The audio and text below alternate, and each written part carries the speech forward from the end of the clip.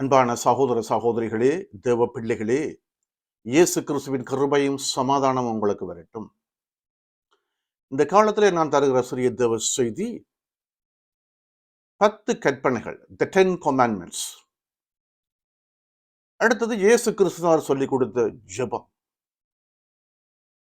இந்த பரிசுத்த வேதாகமம் இது உலகத்தில் உள்ள எல்லாருக்குமாக, எல்லா குடிகளுமாக கொடுக்கப்பட்டிருக்கு. இது கிறிஸ்தவர்களுக்கு அல்லது ஜூதருக்கு என்று கொடுக்கப்பட்டதில்லை.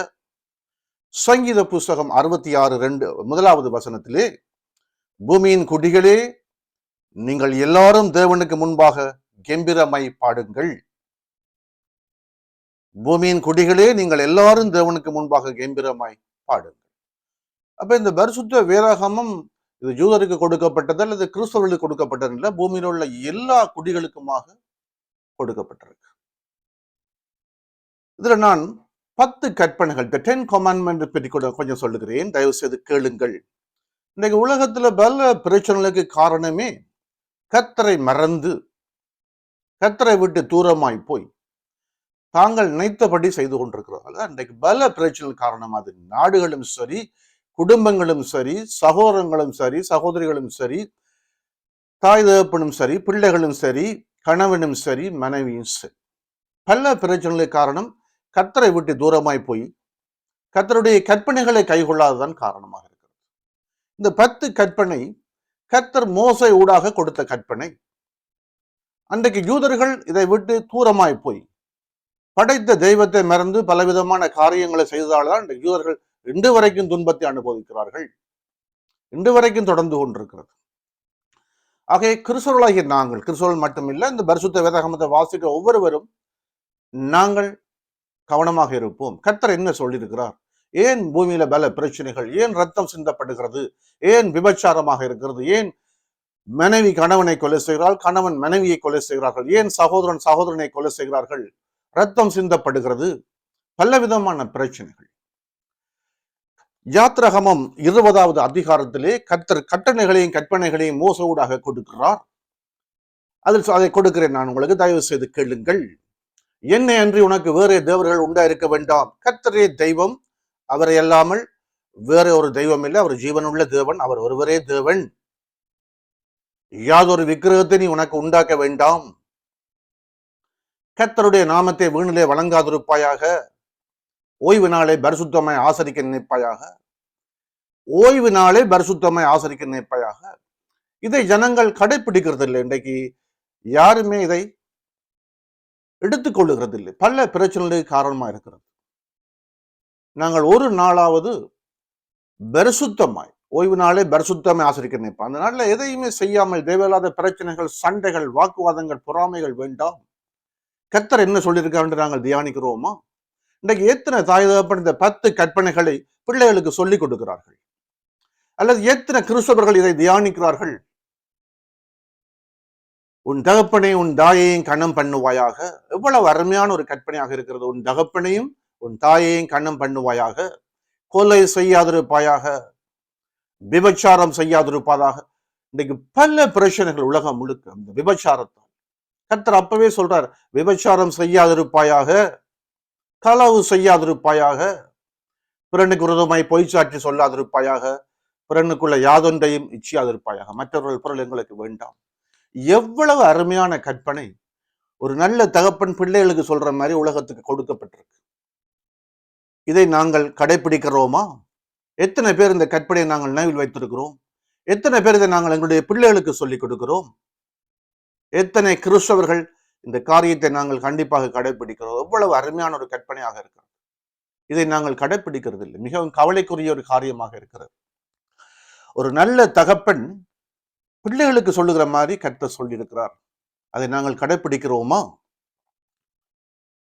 எரேமியா புஸ்தகம் 6ஆம் அதிகாரத்தில் 16வது வசனத்திலே கர்த்தர் சொல்லுகிறார், வழிகளிலே நின்று பூர்வ பாதைகள் எவை என்று கேட்டு விசாரித்து நல்ல வழி எங்கே என்று பார்த்து அதிலே நடவுங்கள். அப்பொழுது உங்கள் ஆத்துமாவுக்கு இளைப்பாறுதல் கிடைக்கும் என்று கர்த்தர் சொல்லுகிறார். அவர்களோ நாங்கள் அதிலே நடக்க மாட்டோம் என்கிறார்கள்.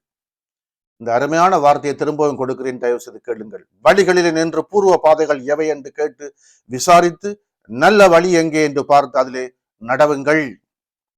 அப்பொழுது உங்கள் ஆத்துமாவுக்கு இளைப்பாறுதல் கிடைக்கும் என்று கர்த்தர் சொல்லுகிறார். அவர்களோ நாங்கள் அதிலே நடக்க மாட்டோம் என்கிறார்கள். இப்ப ஜனத்துக்கு கர்த்தருடைய கற்பனையையும் கட்டளைகளையும் கைகொள்ள மனமில்லை.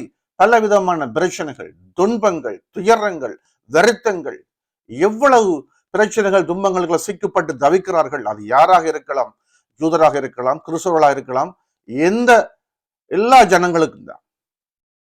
என்ன கர்த்தர் சொல்கிறார், வழிகளிலே நின்று பூர்வ பாதைகள் எவை என்று கேட்டு விசாரித்து நல்ல வழி எங்கே என்று பார்த்து அதிலே நடவுங்கள். அப்பொழுது உங்கள் ஆத்துமாவுக்கு இளைப்பாறுதல் கிடைக்கும் என்று கர்த்தர் சொல்லுகிறார். அவர்களோ நாங்கள் அதிலே நடக்க மாட்டோம் என்கிறார்கள். எவ்வளவு காலம் இது இருக்க போகிறது? அருமையான கட்டளைகள், கற்பனைகள் பரிசுத்த வேதாகம ஊடாக கொடுக்கப்பட்டிருக்கிறது. இதை நாங்கள் முழுவதுமாக முழு இருதயத்தோட கடைபிடிக்கிறோமா? கர்த்தரே தெய்வம், யாதொரு விக்கிரத்தை வணங்க வேண்டாம் என்று சொல்றார். ஓய்வு நாளை பரிசுத்தமா ஆசிரிக்க சொல்றார். தகப்பனையும் தாயையும் கணம் பண்ண சொல்லுகிறார். கொலை செய்ய வேணாம் என்று சொல்லுகிறார். களவு செய்ய வேணாம் என்று சொல்லுகிறார். பிறனுக்கு விரோதமாய் பொய்ச்சாட்சி சொல்ல வேணாம் என்று சொல்லுகிறார். பிறனுக்குள்ள யாதொன்றையும் எடுக்க வேணாம் என்று சொல்றார். இதை நாங்கள் செய்கிறோமா? ஒரு விஷயங்களை சோதித்து அறிவோம்.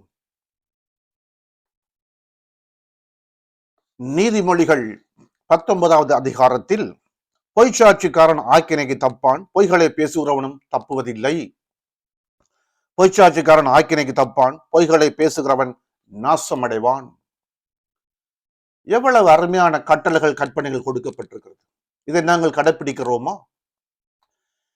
கர்த்தர் கொடுத்த, மோசே ஊடாக கொடுத்த 10 கற்பனைகள்ல எல்லாமே அடங்கி இருக்கிறது. இதை நாங்கள் செய்கிறோமா? இன்னும் சில வார்த்தைகளை கொடுக்கிறேன். இயேசு கிறிஸ்துவின் மத்தேயு 6வது அதிகாரத்திலே சொல்லுகிறார், நீங்கள் ஜெபம் பண்ண வேண்டிய விதமாவது, பரமண்டல் இருக்கிற எங்கள் பிதாவே, உம்முடைய நாமம் பரிசுத்தப்படுவதாக, உம்முடைய ராஜ்யம் வருவதாக, உம்முடைய சித்தம் பரமண்டலத்தில் செய்யப்படுகிறது போல பூமியிலேயும் செய்யப்படுவதாக.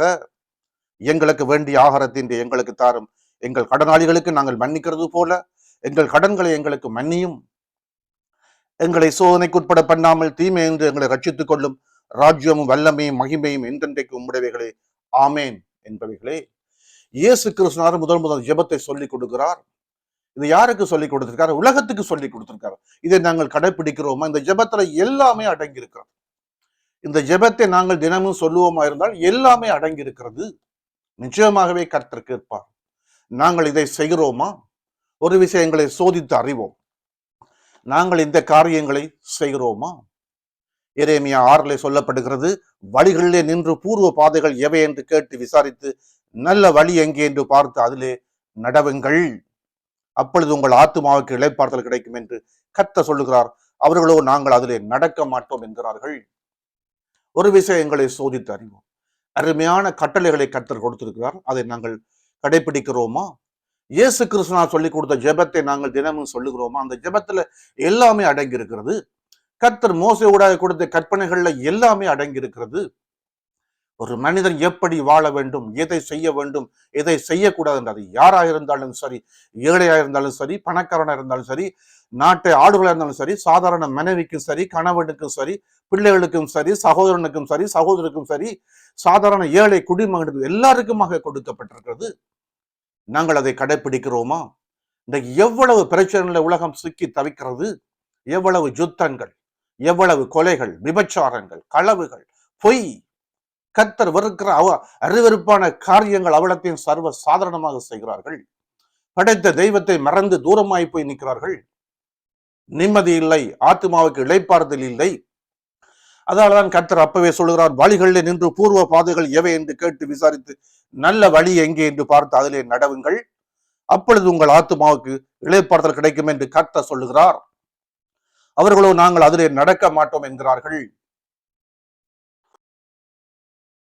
எவ்வளவு அருமையான வார்த்தைகள் பரிசுத்த வேதாகமத்தின் ஊடாக எங்களுக்கு கொடுக்கப்பட்டிருக்கிறது. மோசே ஊடாக கர்த்தர் கொடுத்த கற்பனைகள், கட்டளைகள், இயேசு கிறிஸ்துவா சொல்லிக் கொடுத்த ஜெபங்கள். இன்றைக்கு பல பிரச்சனைகளுக்கு காரணம், படைத்த தெய்வத்தை விட்டு தூரமாய் போயிருக்கிறோம். கர்த்தர் கொடுத்த கட்டளைகளையும் கற்பனைகளையும் கைகொள்ளாமல் ஜனங்கள் நினைத்தபடி செய்கிறார்கள். பலவிதமான பிரச்சனைகள் சிக்கப்படுகிறார்கள். துன்பங்கள், எவ்வளவு கொலைகள், விபச்சாரங்கள், காம விகாரம், பொய் பேசுறது, களவெடுக்கிறது, கர்த்தர் வெறுக்கிற அறிவிருப்பான காரியங்களை செய்கிறதால பூமியின் குடிகள் துன்பத்துக்களை சிக்கி தவிக்கிறார்கள். கிறிஸ்தவர்களாகிய நாங்கள் ஒரு விஷயங்களை சோதித்து அறிவோம். கர்த்தர் கொடுத்த கற்பனைகளை நாங்கள் கடைபிடிக்கிறோமா? அருமையான கட்டளைகள் 10 கட்டளைகள் கொடுக்கப்பட்டிருக்கிறது. இயேசு கிறிஸ்துவார் முதல் சொல்லிக் கொடுத்த ஜெபத்தை நாங்கள் ஒவ்வொரு நாளும் சொல்லுகிறோமா? எங்கள் பிள்ளைகளுக்கு சொல்லிக் கொடுக்கிறோமா? கர்த்தர் கொடுத்த 10 கட்டளைகள் கற்பனைகளை சொல்லிக் கொடுக்கிறோமா எங்களுடைய பிள்ளைகளுக்கு? இல்லை. அந்த கட்டளைகளை கடைபிடிக்கிறோமா? இல்லை. கணவனுக்கும் மனைவிக்கும் பிரச்சனை, தாய் தகப்பனுக்கும் பிள்ளைகளுக்கும் பிரச்சனை, குடும்பங்களுக்குள்ளே பிரச்சனை, சமுதாயத்துல பிரச்சனை, நாடும் பிரச்சனைகள், சிக்கி தவிக்கிறார்கள். ஆகவே சகோதர சகோதரிகளே, தேவ பிள்ளைகளே, இந்த செய்தியை தருகிற நான் போதகரோ தேவ ஊழியக்காரனோ இல்லை. கர்த்தருடைய வார்த்தையில வைராக்கியமுள்ள ஒரு சாதாரண மனுஷன். ஆகவே இந்த செய்திகளை கொடுத்து கொண்டிருக்கிறேன். தயவு செய்து கேளுங்கள். பரிசுத்த வேதாகமத்தை தினமும் வாசியுங்கள். அருமையான கட்டளைகள் கற்பனைகள் கொடுக்கப்பட்டிருக்கிறது. அது பூமியின் குடிகள் எல்லாருக்குமாக கொடுக்கப்பட்டிருக்கிறது. கிறிஸ்தவர்களுக்கோ யூதருக்கு மாத்திரமல்ல, எல்லாருக்குமாக கொடுக்கப்பட்டிருக்கிறது. இயேசு கிறிஸ்துவார் சொல்லிக் கொடுத்த அருமையான ஜெபம், பரமண்டல் இருக்கிற என் பிதாவே, அந்த ஜெபத்துல எல்லாமே அடங்கி இருக்கிறது. கர்த்தர் கொடுத்த 10 கட்டளைகள் எல்லாமே அடங்கி இருக்கிறது. இதை நாங்கள் கடைபிடிக்கிறோமா? ஒரு விஷயங்களை சோதித்து அறிவோம். எத்தனை பேர் வீடுகளில் இந்த 10 கட்டளைகளையும் இயேசு கிறிஸ்துவார் சொல்லிக் கொடுத்த ஜெபத்தை நாங்கள் நினைக்கிறோம், பிள்ளைகளுக்கு சொல்லிக் கொடுக்கிறோம், தினம் இந்த காரியங்களை செய்கிறோமா? படைத்த தெய்வத்தை நாங்கள் நினைக்கிறோமா? பொய் பேசுகிறதை கர்த்தர் அருவருக்கிறார். அவருக்கு அருவருப்பான காரியம். எத்தனை பேர் பொய் பேசுகிற சர்வ சாதாரண காரியங்களுக்கெல்லாம் பொய் பேசுகிறார். களவெடுக்கிறதை கர்த்தர் அருவருக்கிறார். கொள்ளை செய்கிறதை கர்த்தர் அருவருக்கிறார். அவர் ஜீவனுள்ள பரிசுத்த தேவன். தேவன் ஒருவரே, மத்தியஸ்தர் ஒருவரே, இயேசு கிறிஸ்து ஒருவரே. நாங்கள் இதை கடைபிடிக்கிறோமா? ஒரு விஷயங்களை சோதித்து அறிவோம். ஆகவே தயவு செய்து இந்த 10 கட்டளைகள், இயேசு கிறிஸ்து சொல்லிக் கொடுத்த முதல் சொல்லிக் கொடுத்த ஜெபம், இதை தினமும் சொல்லுங்கள். உங்களுடைய பிள்ளைகளுக்கு சொல்லிக் கொடுங்கள். சகோதரன் சகோதரிக்கு சொல்லிக் கொடுங்கள். அருமையான ஜெபமும் கட்டளைகளும் கற்பனைகளும் கொடுக்கப்பட்டிருக்கிறது. ஒரு விசை பரிசுத்த வேதாகமத்தை எடுத்து வாசியுங்கள். காலம் கொடிய காலமாக இருக்கிறது. கடைசி காலமாக இருக்கிறது. இன்றைக்கு கர்த்தருடைய வருகை இருக்குமா இருந்தால் நான் என்னை தயார்படுத்தியிருக்கிறேனா? என்னுடைய ஆவி, ஆத்மா, சரீரம் தயாராக இருக்கிறதா? நான் அவரை முகமாய் பார்க்க தயாராக இருக்கிறேனா? அல்லது நான் மரணம் அடையும் வரையும் என்னை கவனமாக என் ஆவி, ஆத்மா, சரீரத்தை பாதுகாத்திருக்கிறேனா? பரிசுத்தமா இருக்கிறேனா? ஒரு விசை சோதித்து அறிவோம். எல்லாருக்குமாக சொல்லுகிறேன். ஒவ்வொரு நாளும் எங்களை சோதித்து அறிவோம். அருமையான கட்டளைகள் கொடுக்கப்பட்டிருக்கிறது. 10 கட்டளைகள். அருமையான ஜெபம் சொல்லி கொடுக்கப்பட்டிருக்கிறது. இந்த பரிசுத்த வேதாகமம் பூமியின் குடிகள் எல்லாருக்குமாக கொடுக்கப்பட்டிருக்கிறது. காலம் கொடிய காலமாக இருக்கிறது. கடைசி காலமாக இருக்கிறது. ஒரு விஷயங்களை சோதித்து அறிவோம். இந்த ஜெபங்களையும் கட்டளைகளையும் கைக்கொள்ளுவோம். இயேசு கிறிஸ்துவின் கிருபையும் சமாதானம் உங்களுக்கு வரட்டும்.